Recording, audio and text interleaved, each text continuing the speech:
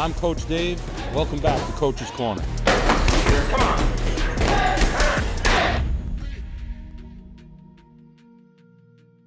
Welcome to another episode of Coach's Corner. I'm Coach Dave McDonough.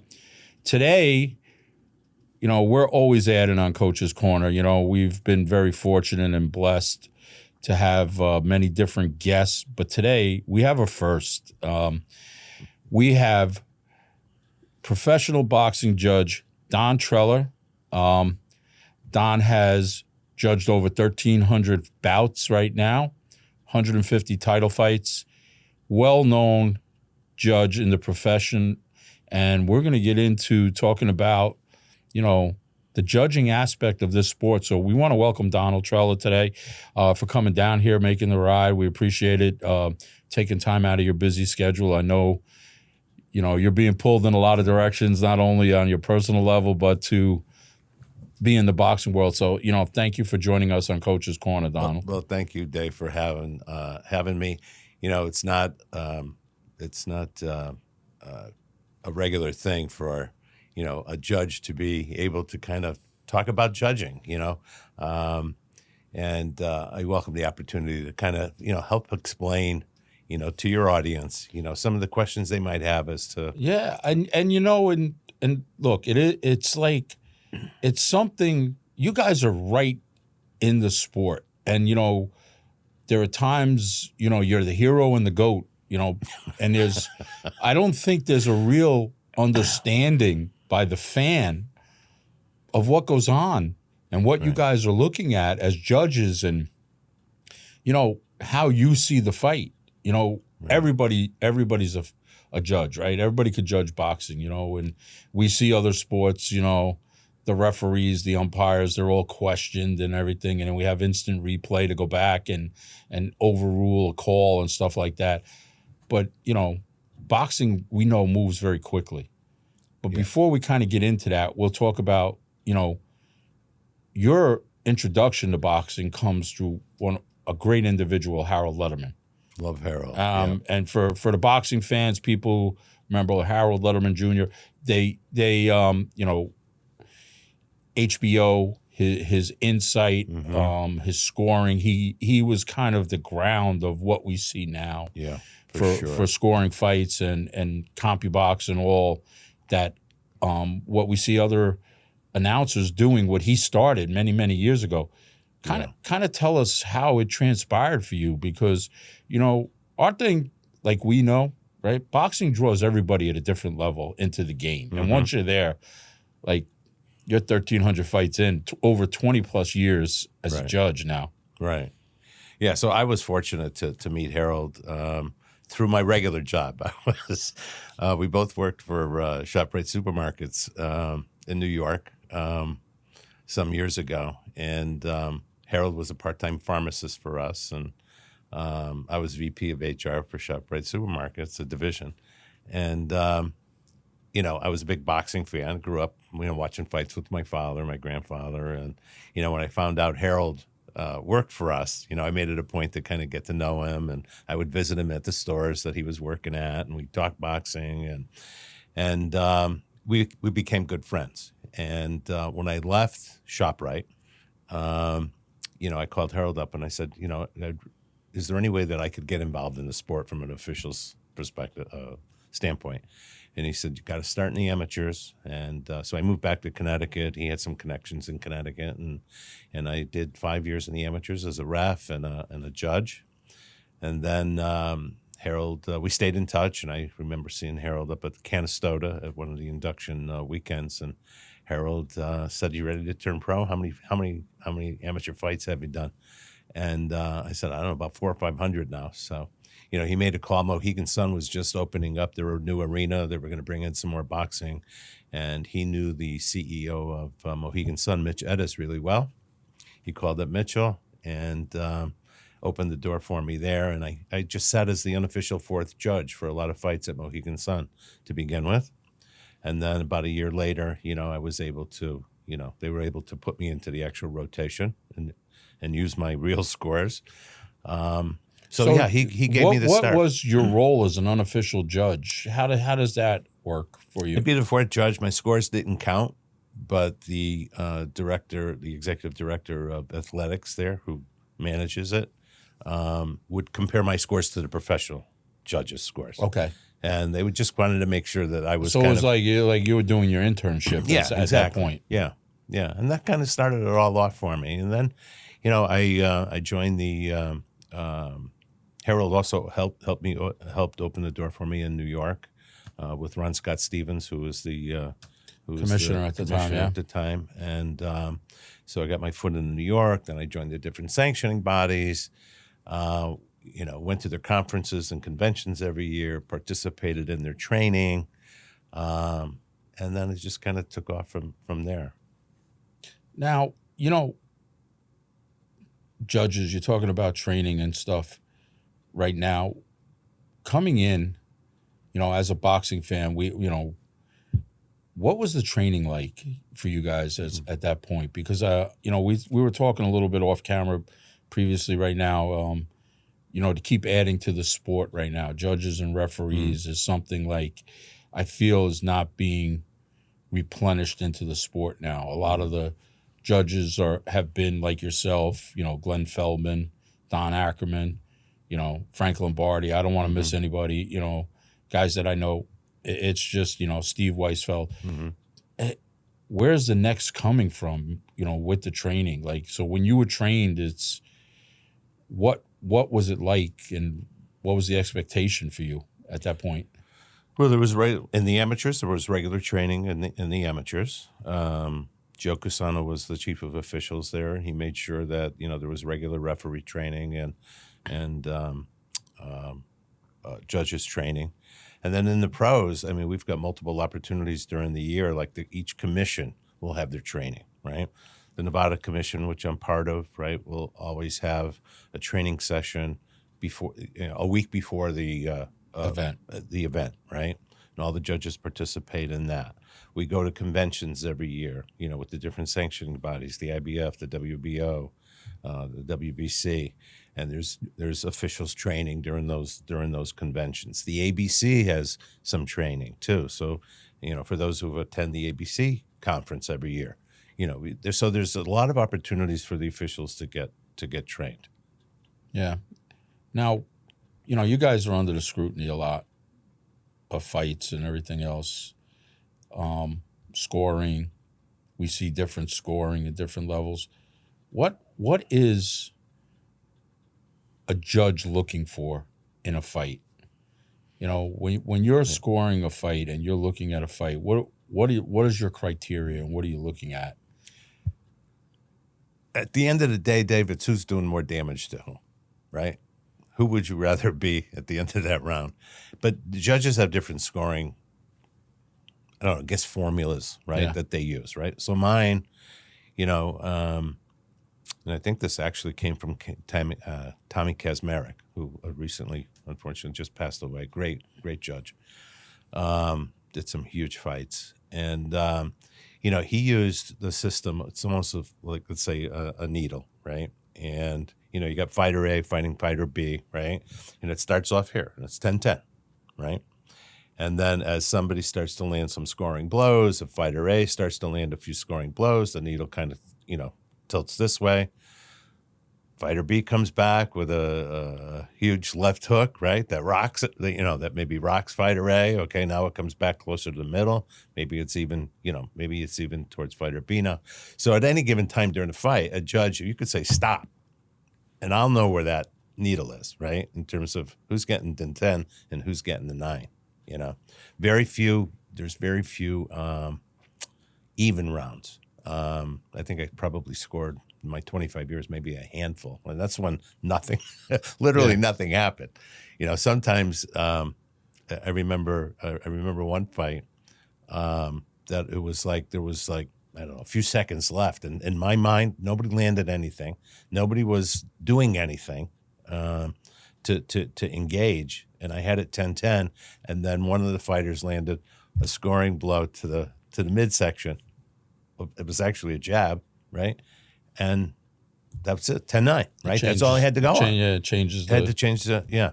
So sometimes it's those nuances that you're looking for that, and sometimes as a judge, and every judge feels this, if there's nothing going on, it's like, please show me something. Give me something to score this fight on. And sometimes you get those. Unfortunately, not too many of them. Well, you're established now, so you're working really big fights, high level. At the highest level of our sport right now. And I'm sure in the intros of some of the young fighters coming up in 4-round fights, 6-round fights, 8-round, these young professionals coming up, it is maybe a little tough to score as opposed where guys aren't as active and, they're in the beginning of their career there. We see so much of a difference in fights. How does that come about? Now, everybody's eyes see something different, right? Now, I've worked corners and I go home and I'll watch the fight and there's stuff that, man, wow, how did I miss that? Or it happened so quick, I don't remember it happening in the fight, and I might think that punch wasn't as good as it really was, or maybe it wasn't as good as it should have been, but, everything moving so quick in a fight. Yeah. And you have, so many eyes on this stuff now. And we see, one judge sees it this way, one judge sees it this way. Right. We always, maybe in that fight that it's a little lopsided in scoring. How does that come about, in your opinion? A couple of ways, Dave. So when you have, let's say it's a really close fight, right? Theoretically, right? If you got fighter A fighting fighter B, right? And theoretically, fighter A wins the round by this much, just by a razor-thin margin, and continues to do that for 12 rounds, right? It's a close fight, but guess what? It's 120 to 108, right? So a lot of people kind of equate close fights with close scoring, right? So sometimes you'd see, let's say two judges have it, 115, 113, right? Or 115, 113, and 114, 114, really close. And then you see another judge with 117, 111. You say, well, what was he looking at? Well, if there's a lot of close rounds, and from that judge's perspective, right, that's what they saw, right? Because in a really close round, sometimes it's one or two punches that could really determine, who's winning that round. Well, if that fighter was perpendicular, because we can't see when those fighters are perpendicular to us, right? We can't see, and we're not supposed to score based on a crowd reaction or, somebody's head going back. Emotion. Right? We have to be able to score what we say. Sometimes the referee's butt's in front of our face, right? And we hear the crowd go crazy, right? But we didn't see the punch. I don't know who landed that punch. And you get a really good close fight, sometimes those one or two punches could make the difference in a round. Yeah, that's an interesting fact, that you're bringing up right now. You're scoring what you see. And I think a lot of people don't understand the judges because, that's why we have three judges, right, from three different perspectives. Yeah, because you can be easily influenced if you don't see it by the crowd roar. Mm-hmm. By the way the crowd is picking up for a certain fighter in a certain arena. That's an interesting fact right there. Now, as a judge, right, we tell our fighters, as a coach, we tell our fighters in the last 10 seconds to be busy. Is that important to a judge, or is that a fallacy? Like, if it's a close round and you see a fighter in the last 10 seconds. Who's landing punches? Yeah. If he's landing punches, right, and I've got it a very close round, I mean, it could tip the needle. It could tip the other way, But we're scoring that whole round, right? It's not that. It's not the last. It's not the last 10 seconds, where they start shoe shining. Yeah. The other fighter. We want to put that impression in your head at the last 10 seconds of what's going on in that round. Yeah. But if it's a close round, it could make a difference. Yeah. I mean, look. So going from amateurs to the professional. Tell me about your first professional fight, because I'm sure, like you talk to people, right? They always remember their first fight. Oh yeah. Whether they're a fighter or whether you're involved in the sport. Tell me a little bit about your first fight, and I mean, interesting story. I remember saying to Glenn Feldman, because Glenn had been in the sport longer than I have, I said, Glenn, where am I going to get my first world title fight? He says, Don, don't worry, it'll come. And I'm in the New York Commission at the time, and Ron Scott Stevens assigns me to the heavyweight championship of the world between Chris Bird and Jameel McCline, Madison Square Garden, right? And I'm like, I'm nervous as hell going in,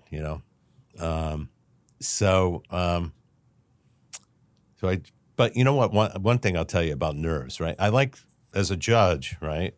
I like to be a little bit nervous, because I think that creates that little bit of anxiety, makes you a little bit sharper, I think, But when that bell rings, right? Even though it just became another fight for me, right? I'm just judging that fight as I would any other fight, But leading up to the fight, you get a little bit nervous. Yeah, you know what? Even as trainers, I mean, I'm in the locker room, I'm getting ready. It's always a little nerve-wracking, And then when you get to the ring, it kind of that warp zone, and you don't hear anybody anymore. Right. Yeah, it's gone. Yeah. Now it's all business, right? And so anyway, we scored the fight. It was a close fight, and it was me. Glenn was assigned to that fight too, and then the other judge, Luis Rivera, I think his name was, out of New York. And Glenn comes around, we're waiting for Michael Buffer to announce the score. Glenn comes around and he goes, how'd you have it? And I says, I had it for Bird. I said, Glenn, how'd you have it? He goes, I had it for McCline. I go, Glenn, don't break him off on me. This is my first fight. I don't need a split decision. He goes, Don, I'm telling you, I had it for McCline. I'm going, oh, shit. So now we don't know how the other judge had it, right? So I want to hear, right? And still, Michael Buffer say, and still heavyweight champion Chris Bird. And Glenn wants to hear and knew, right, with Jameel McCline. Yeah. And, talk about nerves then. And then Michael Buffer announces it and says, and still, so. And then Harold, what made me doubly nervous was I had the HBO crew next to us, right? And I remember Roy Jones Jr. saying before the fight about how this was my first world title fight. I could hear him say that, and that made me even more nervous. But it all turned out okay. I had a 116, 112, I think, for Chris Bird. Harold had it the same way. He called me up the next day. And I wouldn't have had that fight for McCline. Yeah. I saw that fight. I had that fight for Chris Bird. Did you? McCline dropped him, and I forgot what round it was, but and it was a pretty close fight. But well, thank you, Dave. I'm glad you saw I had that fight for Chris Bird, and nothing against Jameel, Yeah. Well, it's funny. I was coming back from a WBO conference to a fight in New Jersey, right? About 2 or 3 years after that. And Jameel's on the plane with me. And we both get off in New Jersey, and he and I are waiting for our luggage, right? And I went up to him, and I introduced myself to him, and I told him, I was one of the judges for that fight. So he goes, how'd you have it? And I said, I had it for Chris Bird. He looks at me, and he says, I did too. That's it. Yeah, so, I mean, look, there's got to be some nerves, right? You're going at these high-level fights right now, right, at every aspect, right, integral part of the game. And we have internet, we have replay, we have every technology out there to scrutinize who's scoring, who's fighting well, what corner.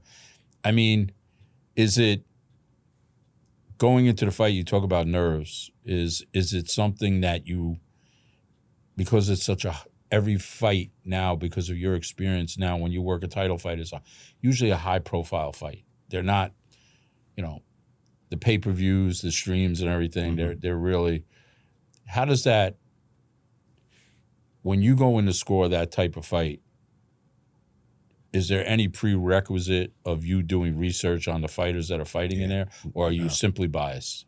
No, I don't want to do any research, right? Because I don't want to get biased, in terms of, well, I like this guy's style a little bit better, or, I just want to go in that day, that minute, and see what happens right in front of my eyes in that ring, and not consider anything else that I know. I don't do any research.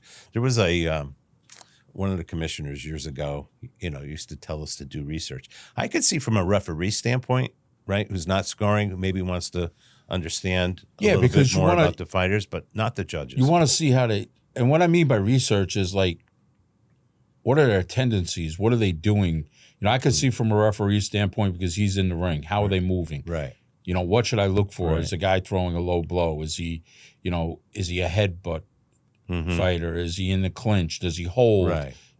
Is he doing tactics that aren't allowed? You want to keep that in your head, like, okay, so you could referee and keep the fight moving properly.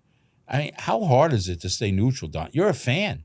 I mean, you're a boxing guy. Like, it's not like you're just, you come into the sport, obviously, well revered, know the sport yourself. How do you stay neutral in this, and especially in today's day and age where everybody is able to put an opinion up about something? Well, as officials, we don't develop we don't develop any relationships with anybody, right? So you're like a jury that's sequestered almost, as in that sense. Kind of, yeah. We're not,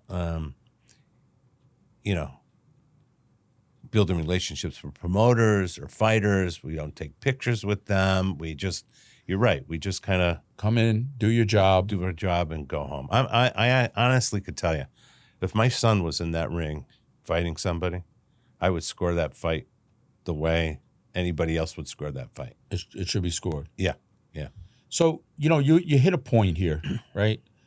Let's talk about how judges are picked for a fight, especially let's a title fight, right? Let's go with the WBC. We'll go with the highest sanctioning body out there right now. Well, I don't know. I think they're, the IBF, the WBO. Yeah. I'm not a member of the BC. Okay. I am a member of the BO. And okay, so let's IBF. call it WBO. WBO is holding the title fight. Yeah. Names of judges. Now, is it randomly picked? Is it done by the promoters? Do the teams have a say in who the judges should be? How does that come about? Because, we see certain judges for certain fights, and, how does that come about? Yeah. A couple of different ways. I think, the sanctioning bodies will talk to the different commissions to say, we'd like to have, so-and-so maybe judge this fight or whatever, or at least pick from these 5 sanctioning bodies, judges, right? Because we want, let's say it's a unification bout, or right, you want some representation maybe from each sanctioning body from an official perspective, right? So the sanctioning bodies could make suggestions, right? Lots of times, if it's an international fight, if it's in Saudi Arabia or wherever, sanctioning bodies may have a little bit more pull and influence as to who maybe the officials are, right? Especially if it's their own title bout, right? So they can pick their own 3 judges and referee. And then there are other commissions. Vegas has kind of done their own thing. They have more or less their starting lineup, if you will, and I'm not sure that the different sanctioning bodies have much influence in Vegas. They may listen to them, right? But the starting lineup in Vegas, I tell you, Vegas and New York really have a good bench in terms of professional referees and judges. Well, look. So you could pick any one of them. The fight game, and they're all going to be good. Yeah, Dooley in New York and Vegas. At a time it was Atlantic City, but now, unfortunately, we're starting to see go overseas more. But I still feel, the fight game as a fighter, as a coach, as anybody involved in the sport, you got to fight in Vegas. It's just a different vibe, or New York. Yeah. It's just a total different feel. Right. And I know you've been all over. I've been blessed to be in a lot of different places. So, it's just, with that, you guys are, everybody has a say in, some possibilities. Are you guys rated? as a judge? Is there a system to say, okay, after each fight, are you critiqued by the sanctioning bodies or by your peers and say, like, some sort of ranking system or a rating system as your performance? There used to be, up until about, I don't know, maybe 3 or 4 years ago, this thing called the pot index, right? And there was this, I think his name was Matt Podorsky out of Chicago, somewhere out of Illinois. And he had a rating system for the judges. Okay. And I don't think that's in effect anymore. What's your feeling on that? From a judge's perspective, do you think that's beneficial? We kind of rate ourselves, like when I, or the commissions kind of rate ourselves, so rate us as well. So lots of times, at the end of a fight, right? There's 12 rounds, right? You want to see how many times you're aligned. You're not out there by yourself, right? Virtually every time that the better judges do a fight, right? You're not alone out there. You're not seeing the first round different than the other two judges, So you look for, that kind of consistency throughout, right? So as a judge, if you're in a close fight, you could be a little bit more scattered, right?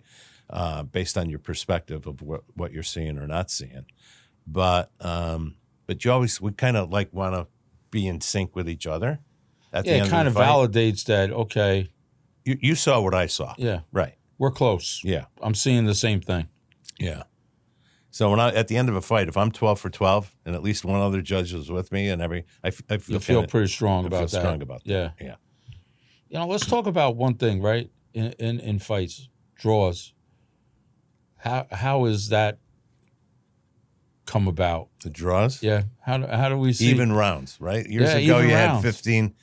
You had 15 rounds years ago. Remember? Right. Yeah. So there was a lot less draws, right? But when you got 12 and you got an even number, right? Or 10 or 8 or 4, right? The possibility of having an even, you're talking about even rounds or draw decisions. Draw decision. Yeah. So that's kind of what drives a lot of it, is because, instead of a 4-round fight, you had a 5-round fight, right? Or if you had a draw, I can't remember who tried it a few years ago. There was you'd fight one more round. Okay. If it was a draw. If it was a draw, But the problem is it's 4, 6, 8, 10, and 12. Right. So you're going to get an even. I mean, from the perspective of a judge, it's got to be a pretty.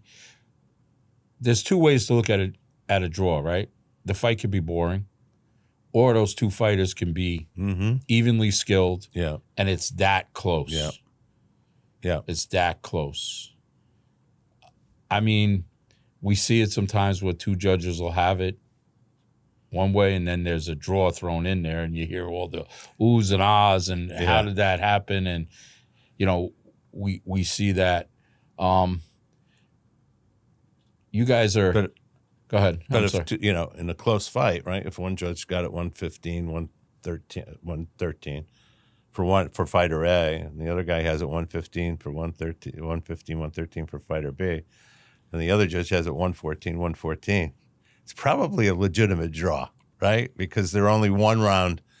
It was a 1-round difference that everybody saw. And like I said, I think people don't understand a lot that there's different perspectives, right? And there's only one person in that seat, and that's that judge determining what he sees and what he doesn't see, And I was often criticized for the 7th round of Golovkin and Canelo.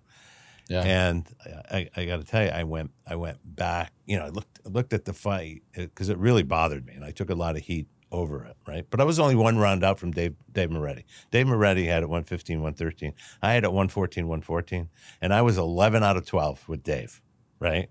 That 1 round was round 7, right? Which made a difference in the fight. If I had scored that for Golovkin instead of Canelo, then he would have won the fight. Instead of the draw. But So I went back and I looked at that over and over and over again, right? But I'm looking at it now from a TV perspective, right? Where you could stop it, slow it down. Yeah, Your mind is not. Yeah, right. But I guess my defense of that score for that particular round was that there was only me in that seat that night. Nobody saw that fight from my perspective, you know? And I can't go back and look at it again from where I was sitting, you know, Right. and what The view. and the view, you know, The angle. the angle. So that's what I saw. So, but when I look at the other angles, right, I say to myself, I probably should have scored that round differently, you know? So we're not perfect, right? It's subjective. It's, we do the best we can.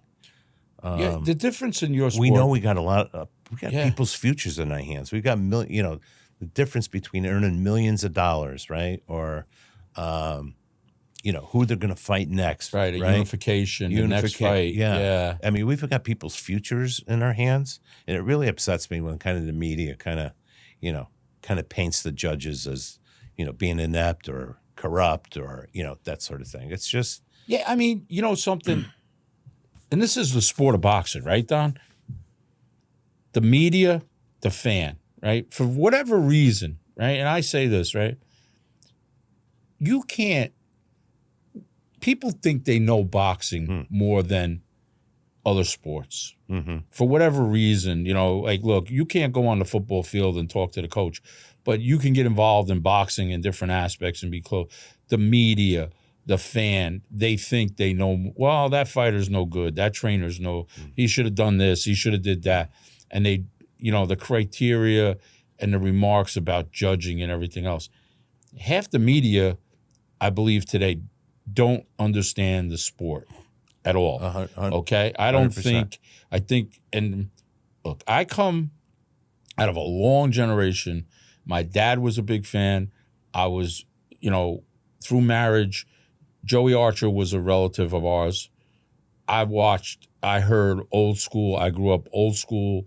I've been very blessed in the sport to be around a lot of top trainers and a lot of top camps and hear different opinions of this sport from people who've been involved from the 50s when this sport to me is the evolution and education is a little laxed right now. And I know you do a lot of events, and I'm not taking away from anything, and I don't think I'm a know-it-all, but I do like to learn, and if I'm wrong or I don't know something, I'm going to go get the information. But I think the way this sport is written about by some people, there's lack of knowledge of what's really going on in the sport. Yeah. They don't understand. Now, you made a great point right here, which you said about having people's lives in their hand. You know something? As a coach, I never really thought of that as a judge.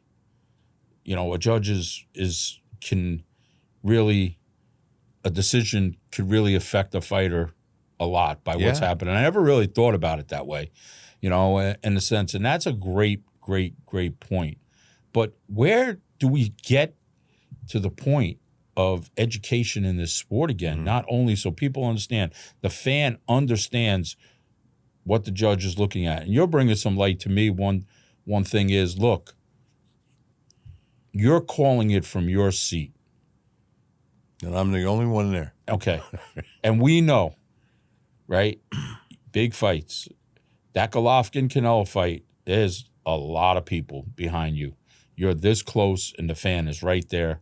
They're yelling, they're screaming, the voices, the TV, the sound, and everything going on. And for you to sit there to kind of neutralize yourself and watch the fight, I don't think people understand how and what's going on there. For, you know, they're easy to say, like, and even myself sometimes, I'll watch a fight on TV and it's like, and then I'll hear the scores and I'm like, I don't do it much anymore, but I used to score rounds. You know, I used to sit there and score rounds.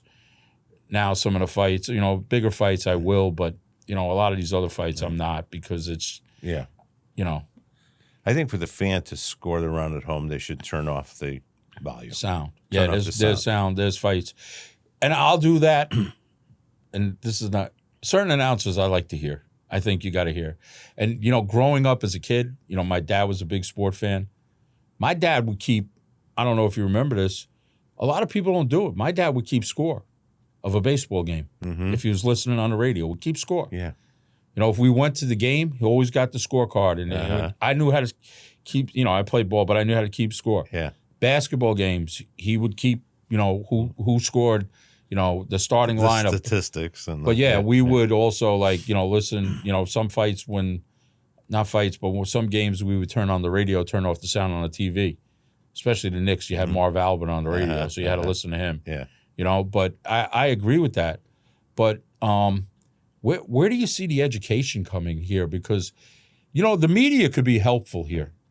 They could, but a lot of times they shoot themselves in the foot, you know, about this. Because, you know, here's the thing. This is what bothers me.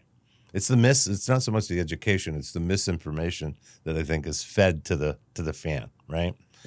So, you know, usually you've got, you know, 3 guys calling the fight, right? And, you know, they got headsets on. For the most part, they're watching it on the monitor, right? They got the director talking to them in their ear. They all did some research before the fight that they want to weave into the conversation. Right. Usually we have 2 colored men and an ex-fighter. Yeah. And we're laser focused. I mean, so, you know, they're having a conversation. They're trying to weave in their research. The director's talking to them in their ear, and they're telling us they're scoring the fight this way, right? And then when the judges score it somewhat differently, right, all of a sudden we're wrong. Well, nobody's laser focused like we are. Like you had mentioned, the crowd in the back and all the noise going on and whatever. I don't hear it. I don't hear it. We don't hear it, right? We're so laser focused on what's happening in front of us, right? I don't know how any color guys calling the fight could be as focused as we are. Harold Letterman, maybe because he was separated, right? You'd hear from Harold every 3 rounds, right? But he was scoring the fight, you know. But it's a different animal, and sometimes when you don't agree with the people that are calling the fight, it's the judges who are at fault theoretically, right? And I think that Teddy Atlas was king of that, right? When somebody didn't agree with Teddy Atlas, you know, he'd blame the judges, you know, and it's just not right because they're not doing what we're doing. You know, they're not trained to do. Lots of times we've invited the media in. I know the New York Commission and the sanctioning bodies have invited the media to come in and say, "Listen, participate on the training, right? So you know, to understand what's going on. No one's ever shown up. So, you know, 2 things here, okay? I want to go back to Harold Letterman because, you know, in HBO, who no longer televises boxing, Which is a shame. I love it. Oh, you know, Harold gave you, like, I'm not going to take away from anybody else that's doing what Harold started doing many, many years ago for HBO. I always felt when he scored a fight, that was pretty much, you know, the way it was supposed to go. The right man, the right guy won. That was, you know, his word was bond when he was scoring a fight. And that always made, like you said, the 3 rounds you'd hear from him and you'd see where the fight is. You want to see if the fight's close, what does Harold have this fight at? Right. And there's a lot of guys doing it out there today. I don't think they do it as well, and I'm not trying to disrespect anybody. That's my opinion right off the rip. But, you know, when he was brought in there to judge, and I know he brought you in and you had a relationship with him, and, you know, do you think the other judges looked at Harold and, like, you know, really took his word as credence in the sport? Well, you know, yes, I think he was very well respected, right? What made him, I know he was well respected, but what made him, like, for you as a judge, right? We all have our mentors and our guys that, you know, as trainers and coaches and fighters, that helped us. What was it about Harold that knew so much about judging a fight and how you took, you know, some of the stuff that he gave to you and brought you along also and gave you the opportunity to be a judge? Yeah. I think, listen, not everybody always agreed with Harold. I had fights, you know, where he had it one way and I had it another way, and I felt very comfortable that my score was, correct, So, again, it's the different perspectives, but very well respected. And usually, like you said, when you looked at Harold's scoring at the end, that's pretty much the way the fight went, but the difference between like Harold and the guys doing the color is that Harold was focused for 3 rounds, right? And you only heard about him heard from him every 3 rounds, but he didn't have 3 or 4 things going on. And right? wasn't walking around the ring talking to people. Exactly. So I don't know if I answered your question. Yeah. Or not. I mean, I remember seeing Harold at some of the local shows and be sitting in the seat and, people going up to him and, he'd be at the smallest New York show in the middle of the week, him and Eileen. Yeah, I remember seeing him at the Paramount Theater in the Bronx Paramount with Theater Joe in the DeGuardia's cards. Yeah. Yeah. Yeah. All the time. Sitting in the chair people like, who's that's Harold, know. Harold Letterman's Yeah. watching the show. It's not any big name prospect fighters coming up, maybe some ESPN bouts, but being at the shows there, we were talking offset, information. Judges don't talk to the press. You guys, in today's day and age and social media and everything else, like I said earlier, you're a sequestered jury. The commission kind of handles anything after the fight. Mm-hmm. Is that, and I know you're an old school guy, do you think that's beneficial or do you think that'll change it someday or is it being done because... Well, you see that, Dave, you see that in pretty much all sports, right? There could be a bad call in an NFL game, right? That they either threw a flag or shouldn't have thrown a flag or whatever, right?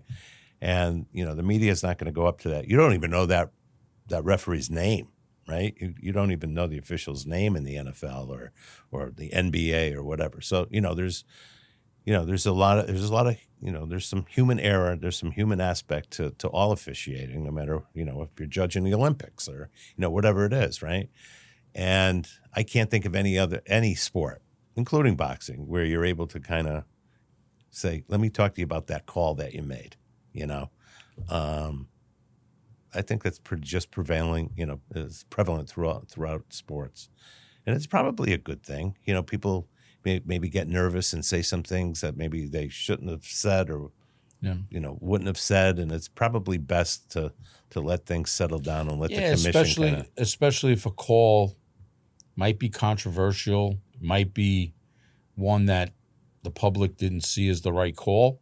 Yeah. And I could see that. There was a call in the NFL. I don't know if you remember this, about 5 years ago. It was between the Saints and the LA Rams. And it was the worst. It was a no call, actually. It was the worst offensive pass interference I've ever seen, right? And they played that over and over and over again. You never knew the judge's name, the referee's name, and there was never an interview, right? But it made the difference between who went to the Super Bowl. So it was that. Yeah. So it's probably best left that way, I think. We're seeing in other sports, we're seeing instant replay. The talk of AI coming into sports and judging, umpiring, AI is taking over every aspect of people's lives now. What's your feeling on instant replay in boxing? Well, I think instant replay is good, right? Because you want to get the call right. You want to get the call right. So if a referee, calls it a knockdown or doesn't call it a knockdown, again, it's affecting somebody's livelihood, right? You want to get the call right. So I agree with instant replay. If it's a punch that causes a cut, or is it an accidental foul? You kind of want to. We definitely want to get it right because it could affect somebody's livelihood. Yeah, and I think also, and why not? What's the downside? Not, but you know what? There's movement in that ring. If the ref is out of position, or if he's blocked, or knocked down, that may be a knockdown, or maybe the guy slipped and he fell and his knee hit the ground. Mm-hmm. And if the ref doesn't see the position, or we see this all the time, low blows. If a ref is in the wrong position, it could look like a low blow, and maybe, one fighter plays it up or doesn't, Right. or it is a low blow Right. and they don't call it. So, there's different angles of that. Open scoring. We were talking about that a little bit today. Yeah. What are your thoughts Well, let me on just that? go back to the AI thing. Yeah, 'cause go you back. brought- Let's 'cause you go. brought- Yeah. You brought that up too. AI is amazing. It really is. I use it at work. It's a great tool. It's a great tool, but it's kind of scary too. But in boxing, and I know they did it in Saudi Arabia. Yeah, in Riyadh, yeah. In Riyadh, right? And, it's probably more accurate than CompuBox, okay? Because maybe they could, to see the punches landed. But AI is never going to be able to tell you what kind of impact those punches had. They can't tell you that. They may be able to tell you how many times a glove hit a scoring zone, right, or not, or punches thrown or things like that. But I can't ever see it. I think it's only us as officials that can really kind of judge the impact of those punches, and that's how you decide who's winning the round or not. Yeah, well, you could see the visual, right? You could see the impact on a body shot Right. or a head shot, Right. or And hear it and hear it, feel it. Yeah. and hear it on that. The open scoring part. What are your thoughts on that? As far as is it something we're going to see, or is it something that's we were talking off camera. I think it's a good thing as a coach. You want to kind of know where you stand, like in every other sport. We can. Yeah. In football, if you're down a touchdown, we're going to the 2-minute drill. Right. We got to pick it up. Or, Right. Changes your game plan, changes changes the your game. strategy, Yeah. right? You So know, from a coach's standpoint, I would love it, right? Because you kind of, okay, we got to pick it up, right? Or, hey, you need a knockout to win this fight because you're right. So it's gonna, what you tell that fighter in the corner is going to depend on this score, right? and as coaches, we've seen fights, and you've seen fights where you hear corners and the coaches, you're up, go. Yeah. And then you hear the opposite too, where guys are up and you tell them, hey, I need these 2 rounds. Right. I need it. Right. So it is kind of, our job is not to coach. Our job is not to score. It's to coach, and we can kind of have a feel, but I like to know where we stand a little bit. And I hear you.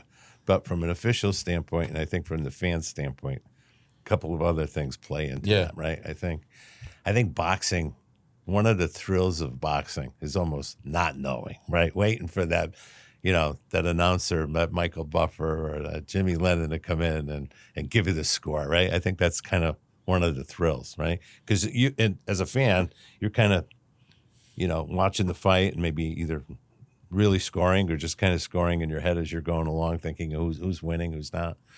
And it's that excitement at the end that, yes, I had the right guy, or I'm going to boo the hell out of it because I think it's a bad decision, right? So, there's that surprise kind of element at the end. I think that's always been part of boxing. Yeah, right? Especially if the fight's close. Yeah, right. And one of the things with open scoring is, if I'm a fighter and I know that I'm up, it's a 10-round fight and I'm up 6 rounds, right?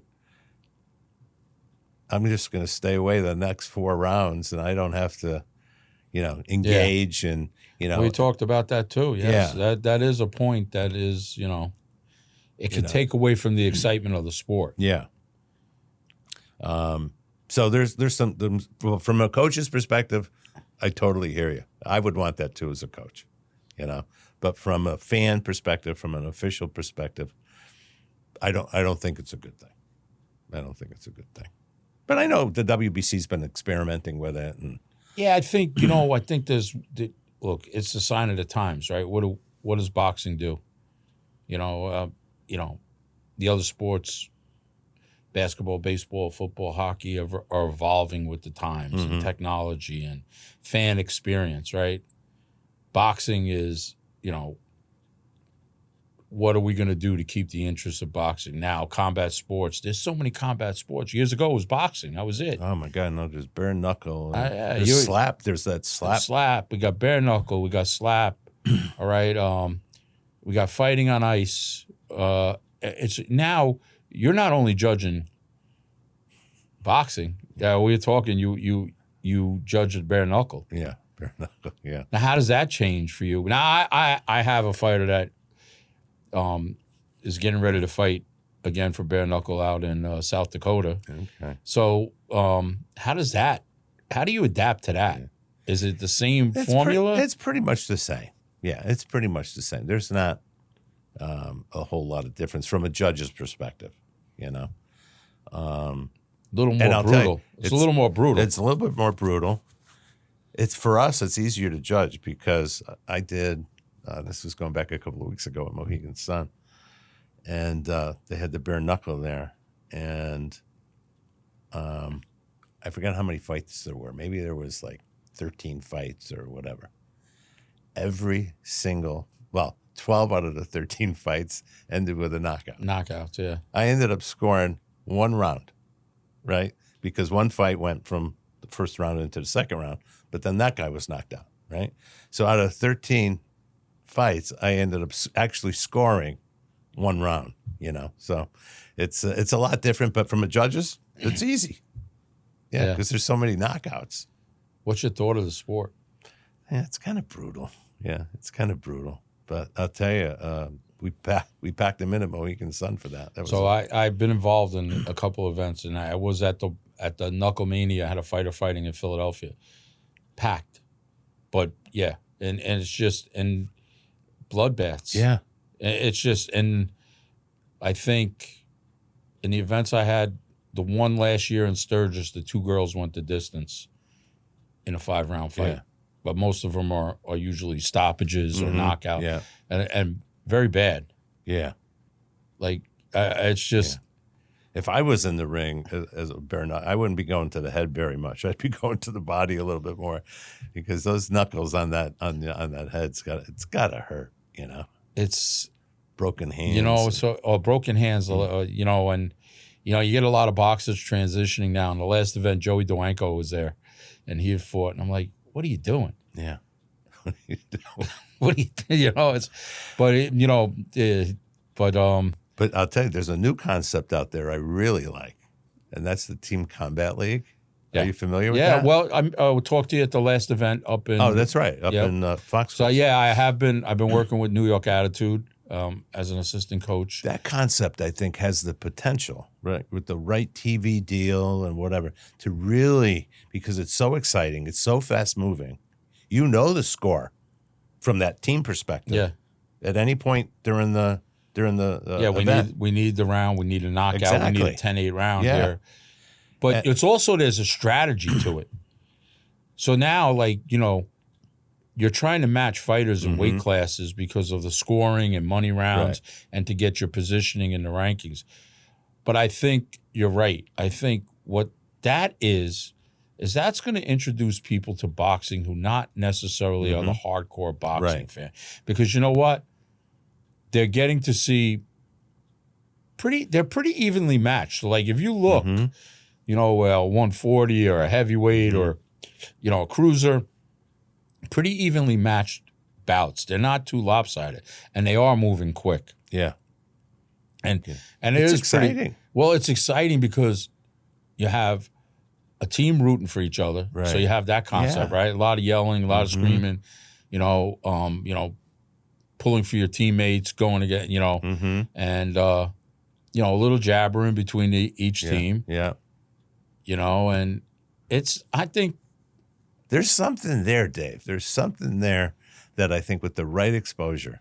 Well, I like it like this, Dad. I think you're right. I think it's got to be a little more mainstream in the sense, how do you get the local fans to support their team, whether the Boston team, the New York team, Vegas, Nashville, San Antonio, right, where you know the players, right? Yes. You know who they are. Yeah. But what's happening is because of some of these weight classes, like right now, if you look for the upcoming events this weekend, everybody's looking for a 126 to 140 female. All the teams, for whatever reason, different matchups. So you might have somebody boxing for, say, the New York team for 1 week, but then they might be in contract with San Oh, really? Antonio. Oh, Yeah, okay. they can change unless it's a multi-fight deal. So you kind of lose that local representation Mm-hmm. where, hey, I want to go out and see Don fight again next week. I saw him. He was exciting. Yeah. But I agree with you. I think it's a way for one, young and up and coming fighters or midline fighters whose career Mm-hmm. maybe took a little pause a little bit Yeah. to get back on track, Mm-hmm. to show Yeah. that they can fight, right? It's exciting to the fan. I think, basically you're going out for one round to fight as Yeah. well as you can As for well as you one can. round. Yeah. There's no thought. There's no feeling each Right, other out. but there's no thought as Right. the fan. Like, I got to look, it looks like this. Who was the better fighter for one round? Mm-hmm. A or B? Great. Okay. I think from that perspective, it makes it very, very exciting. Yeah. You got mainstream cities. I think they just need to get the venues and be able to get people to get to come into the venue. Mm-hmm. I like it. I like the concept of it, and I think it's great for boxing right now because it kind of gives what boxing doesn't have, like a minor league system. Mm. Yeah. Where you can maybe see these future stars or guys that are and girls that are trying to regenerate their career. That's a good point. You know what I mean? We don't have a feeder system in boxing. Right. Like, unless you're top rank where they're bringing guys along, okay, they sign you and, they build you. That's their feeder system. Right. But we don't have something where we can see all these young prospects. Like, years ago as we're Connecticut residents, right? Mm-hmm. ESPN was the feeder system. We got to see these prospects across the country in different events, young rising fighters. And then Showtime remember Showbox? Yeah, Showbox. They had Next generation, Showbox. Yeah. They had those up and coming prospects. We don't see that anymore. Boxing is going to, there's no more of that. And I get it. There's expense, and if you don't have TV rights, you don't have stream to put these shows on is expensive today. Yeah. Yeah. If you don't have a casino or somebody where, hey, we're putting on an event, come, stay, hotel, gamble, show, eat. Yeah. It's a night out for you, your friends, and whatever the case may be. What I love about it is that, like I said, there's no feeling out. It's action from start to finish in that round, because everybody's fighting it like it's the last round, right? And it's a close fight. And love it. It's a great concept. It's good from the aspect in the corner, and it goes, and you got to be on top of everything. But some exciting fights. I mean, you've been 150 championship fights. Give me some that have been real memorable for you as a judge, not by the fan critiquing Don Trella. Okay. All right, we know the Kennelly Golovkin thing, but for you as a judge, some memorable ones as a fight. And one other thing, as a judge, you're watching that fight, bias in your head in some of these fights that are you saying man, this is a hell of a fight? In the back of your head, are you saying this, I'm here judging it, but I'm watching a hell of a fight? I'll give you one fight that there was a lot of controversy early on among the HBO crew. This was, and I don't know if you remember this fight, Aljiri versus Provodnikov. It was at the Barclays Center, I believe. And going into that fight, so you got Chris Aljiri, local kid from Long Island. Right? I know Chris. Right. He's a great kid. Great kid, right? And he's going up against Provodnikov, right? And so I was assigned to that fight. And I remember a couple of the officials telling me, you're going to be in and out of that fight in 2 rounds, So fight starts, Provodnikov drops him, I think, once or twice in the first round, drops him again in the second round, right? Chris's eyes starting to swell, I said to myself, yeah, the guy's right. I'm going to be out of here quick tonight. All of a sudden, Aljiri wins the 3rd round, right? And he wins the 4th round, right? And all of a sudden, on my scorecard, by the end of the fight, I had it 114, 112 for Aljiri. And HBO, I think, had it like 117, 111, or I was judging with Max DeLuca that night. He had it 117, 111. And then Tom Schreck was the other judge. But it was like, even though somebody told me about having their preconceived notion was Provodnikov's going to kill this kid, right? He has no business being in the ring with the kid, right? Yeah, he was HBO's guy because he was being put up on their cards, and Yeah. Yeah. And if Provodnikov won that fight, he goes on to fight Pacquiao to make huge money, right? So, but even like I said, as a judge, right, I don't care whose guy is who, right? I don't care who's supposed to win. It's what's happening in front of me that night, right? And Tom Schreck had it 114, 112 the way I had it as well. And so we had Aljiri winning the fight, and he was the new WBO champ, right? He ended up fighting Pacquiao too. He ended up fighting Pacquiao. He got knocked down six times, right? But, the Andre, I think it was Andre Ward. Yeah, Andre Ward was one of the color guys. And usually you have all the color guys kind of seeing the same thing, right? Or they're convincing each other who's ahead or whatever. And I think it was Andre Ward. He's listening to Max Kellerman and whoever else was there that night. And Andre's like, I don't know, guys. I would go home and watch this again, right? I think Aljiri's winning this fight, right? So don't be so quick to judge. And it was the first time I ever heard Max Kellerman later say, that he was going to go back and watch that fight again. But he was so convinced there was like this group think that because Provodnikov was supposed to win, that he was winning, but he wasn't. And the knockdowns kind of think, what I think people forget about, they think when a fighter gets knocked down that, and Chris's sense came back in that fight, that the knockdown just puts you so far ahead in the fight that you could kind of coast after that. Mm-hmm. Well, I got 2 knockdowns. Right. I got 3 now, or whatever the case may be. Right. 10-8 round. That, but, Chris plugged away, and that's the type of fighter he was. Yep. He was a grit fighter and, very, very sharp guy. Right. And, he's a very good analyst right now.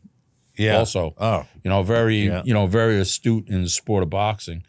But that was one of my most memorable, like you asked. Yeah, that was an interesting night.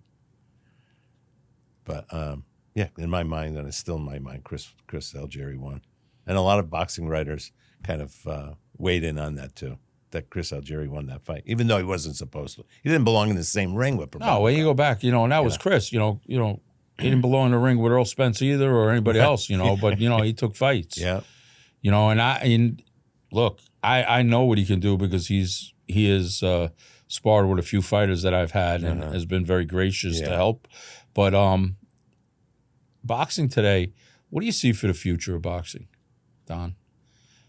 You've been in the sport well over 20 years. You've seen the sport change a little bit, and going in a direction right now, we're starting to see the sport go overseas more, becoming more global than it ever has been. Now in Saudi, Europe, Frank Warren, Queensberry Promotion, a lot of big promotional companies in England now. Yeah. Where do you see the sport for the sport and for the fan? Are we losing interest in the sport and people to regenerate people into the sport? I think there's a lot of competition now with boxing, right? In terms of combat sports, right? You got the MMA, from the age group of 18 to 35, that whole age group, they're into that MMA, a lot more than they are boxing, at least in this country, You got the bare knuckle boxing, you've got the slap fighting or whatever it is. There's so many different combat sports. Years ago, right? It was just boxing, right? That was it. There was and I get it. I think some of these other sports are offering maybe money where you wouldn't see in boxing right now. Yeah. And yeah, from 18 to 35, that's what's out there right now. That's the group that watches. Yeah. And the media and the people calling the fights and they have to stop shooting themselves in the foot. They earn a living based on calling fights, right? And being the color guys at fights, right?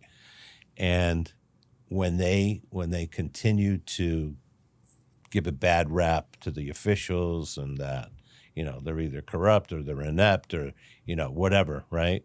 And boxing is, kind of still that prevailing thought, keeping that prevailing thought in people's heads about, in the early 20s and 30s and 40s when boxing was fixed, It's not fixed. I could tell you 100% it's not fixed, right? Nobody's ever come up to me or anybody that I ever know and say, hey, I want you to see the fight this way, right?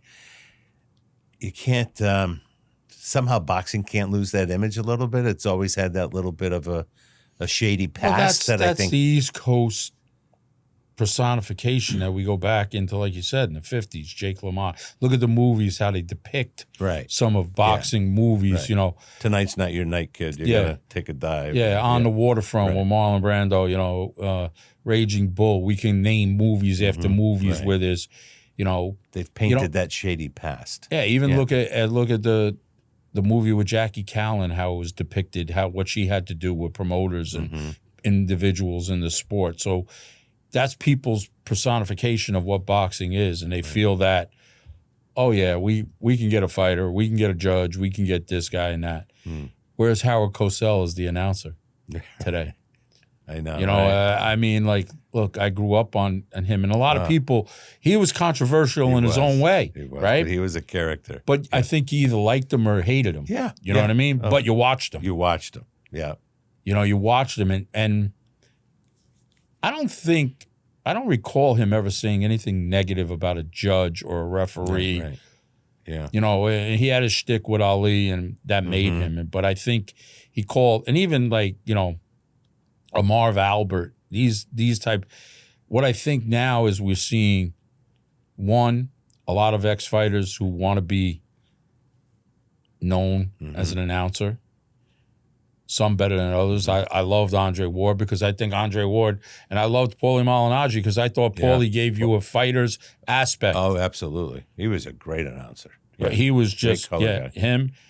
Roy Jones, not bad, but, I think some of the other color guys are just really not. Lampley was the best, in my opinion. He was a modern day Howard Cosell. Yes. I thought he was, and I think you're right. I don't think whereas coming out of our generation, we watch sports, Kurt Gowdy, we can go on, Vince Scully, and these were, you watched the game and you wanted to hear those voices. And after the games, right, and to this day, right, after the games, right, you don't hear, on the post broadcast, you don't hear in any other sport, you don't hear anything about, oh, this game was poorly officiated.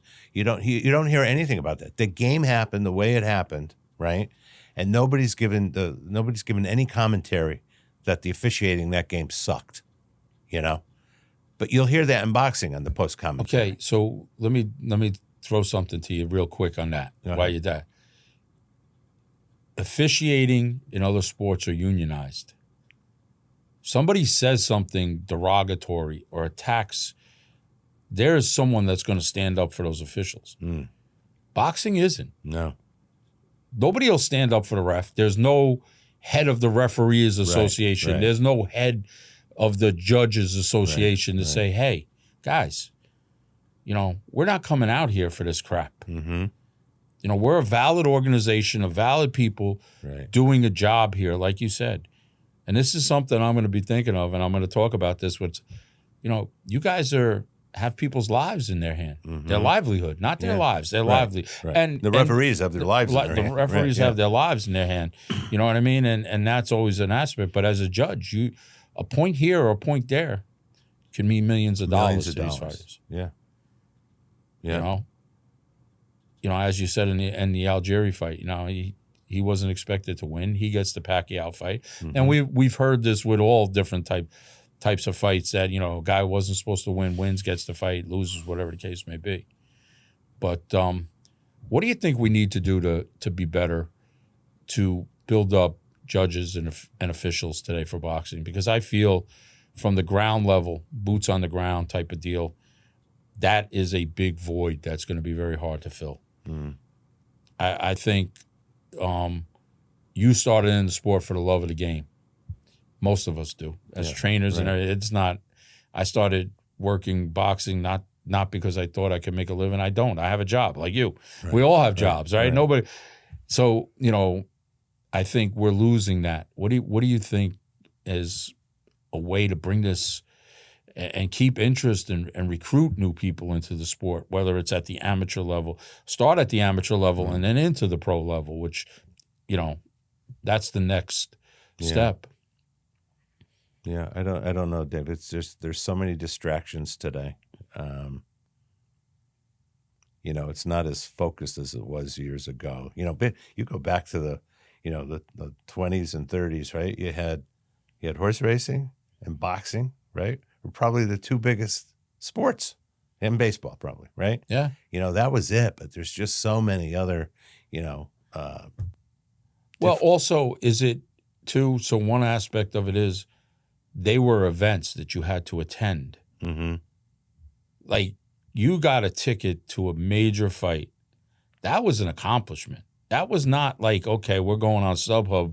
I'm going to be able to go to the fight. And if I got to sit up in the bleed, it was work to get a ticket and to say I was at that fight.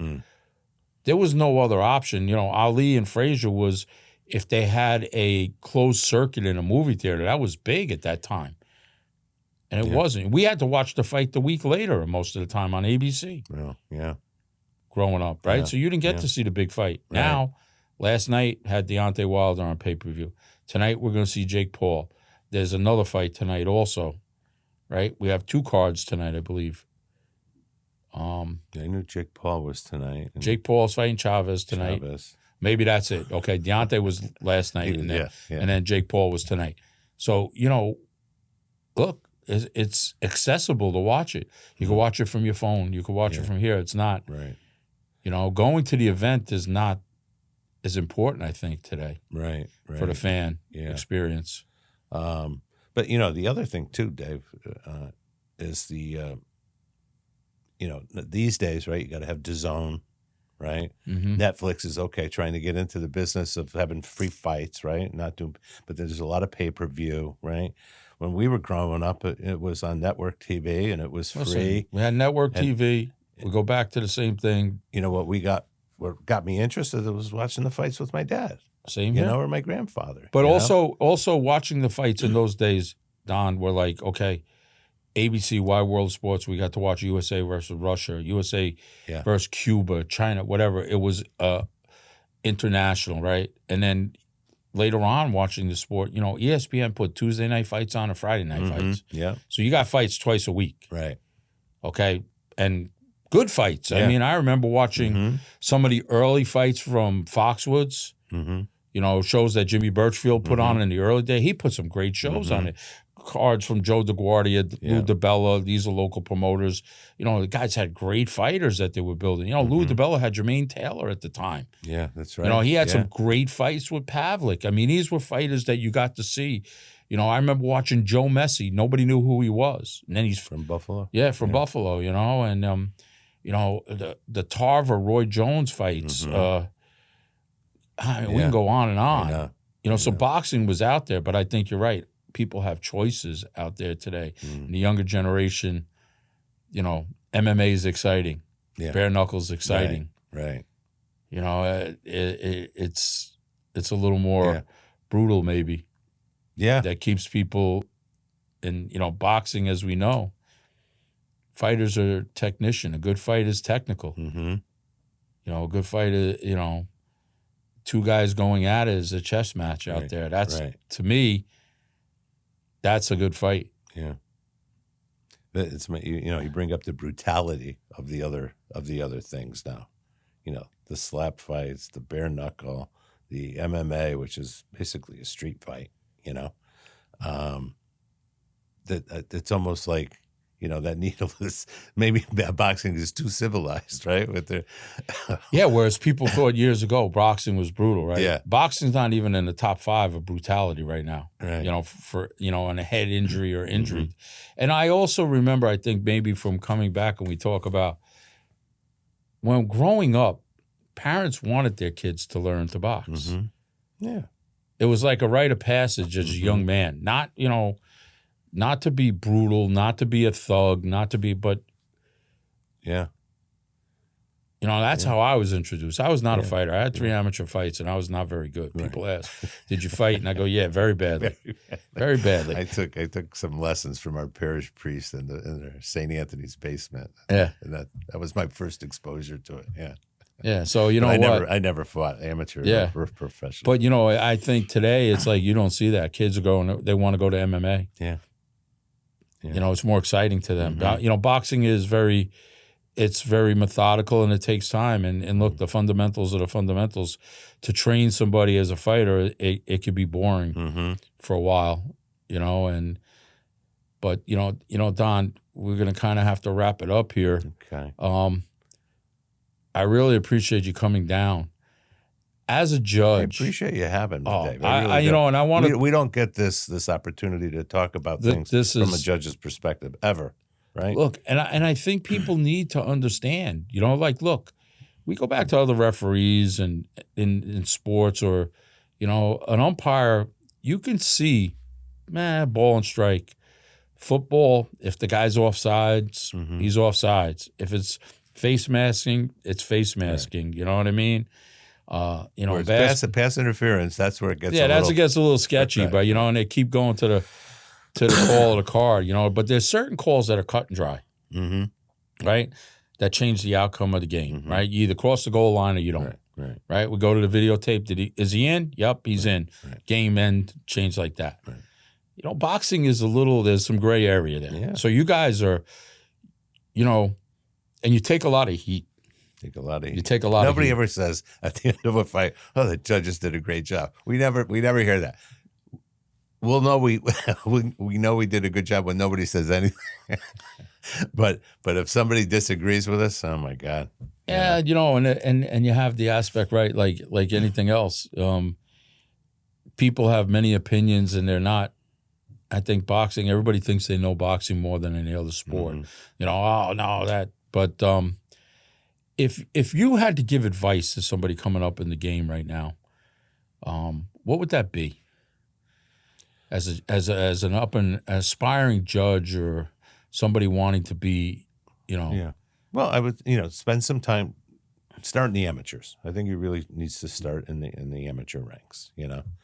And like I did, get, you know, 4 or 5 years under your belt, right? And then, you know, I practice a lot, right? I mean, like with any sport, with any position in sports or officiating, whatever, I practice a lot, right? So, you know, at least a couple fights a week, I'll turn off the volume, I'll pick something off of DAZN or an old HBO fight or, you know, on YouTube or whatever, and just practice, right? And then leading up to an actual fight the day before, I'll usually, you know, do that again. So I think, you know, just staying focused, practicing staying focused is important. You know, just kind of continually, you know, trying to get better, right? Yeah, owning your craft. Yeah. So I think a lot of practice, starting off in the amateurs, going to maybe joining some of the sanctioning bodies, you know, going to their conferences, a lot to learn there, lots of training happens there. Yeah, and I think building relationships, like in any business, right? You know, I sometimes you know, are speaking in front of college kids, and they'll ask me, "What's the most important thing, you know, for success?" Right? And I often tell them, I says, you know, being smart is important, right? But building relationships, in my opinion, leads to more success than just being smart, right? Yeah, people don't want to help an asshole, right? People want to help people that, are good people. And you know what? That's one thing about the boxing community, right? People don't realize this sport, right? Building relationships. Boxing community it's a small community, and there's a lot of people. Like you said, you had Harold Letterman help you open the door. I've had so many different people help me, and like you said, because of the relationships, because of the, and that I think we're losing. And I talk to my daughters and I say the same thing: build your relationships, build your relationships, so important, because that's what's gonna lead to success. And like even look, I know you as a judge, myself as a coach. You could pick up the phone, call somebody, and hey, they're gonna answer or get you an answer. Or like, hey, I need help with a fight, or I need a camp. Okay, we'll get back to you. Right. You know what I mean? They're my certain go-to guys with that. One other question. Go ahead. I'm gonna put you on the hot seat right here. God. All right, and you don't have to say which it was or was it what. Okay. Did you ever go back and watch a fight and say, hey, maybe I saw that fight wrong? Yeah. And I can't remember. One of them was Andy Lee. It was a Vegas fight. It was a really close round. And anytime that, remember we talked earlier about like I want to be at least in sync with one of the other judges, right? And I was out of sync this round from the other two judges, right? And it was a very, very close fight. And I looked at that particular round. I don't know, it was the 5th round or something. I went back and I looked at that round and I said, I got it wrong, right? Because I didn't see this, I just didn't see this punch, that landed, that really would have made the difference in that round, right? I didn't see it, so I couldn't judge it. So did I get it wrong? Yeah, but from my view, probably not. And this is something I'm going to take away from this, right? You saying this, and this is, look, I think as coaches, as trainers, as fighters, you need to understand what's happening through the judge's eyes. And your point of, you guys are human, you didn't see it, meaning it could be your angle. The fighter was out of position. The ref was in the way. The other fighter was in the way. You can't see. You can't make a call on what you can't see. Right. And I think that is I'm going to take away with that. And that's something I want to talk to with some of our fighters. Say, look, this is what's going on. Okay, so when you hear a score, there's other reasonings why this score is like that. Exactly. Yeah. So, I mean, I definitely want to get back with you. Like we talked about, maybe we can get a little panel, round table panel. Yeah. That would be. And kind of do this, because I think, look, is a value and a big understanding, because you guys are a big part of the sport. Without you guys, look, we wouldn't have some world champions, because not every fight's a knockout. Those fights are easy, like you said. Right? Bare knuckle, you watch bare knuckle, boom, knock him down. Okay, A-B. I don't have to, I'm not working too hard tonight. You get a close fight, okay? You're working. Yeah. Maybe a De La Hoya Mayweather fight where it's razor thin, 1 point, meaning could have been a draw. Yeah. Right? Or, there's numerous fights like that. So, I mean, I really appreciate you taking your time out here, coming down and kind of enlighten us on what you guys see. And, I know you take a lot of heat, and I don't think that's going to go away. I think that's just going to be part of the sport. But, we really, really appreciate you. And, once again, from Coach's Corner, I appreciate my sponsors, Farmer Strength, Get Elevated, Foundation Brookfield. Appreciate you guys for sponsoring us out there. And till the next one, this is Coach Dave McDonough. Train hard, train smart, and we'll see you in the next round.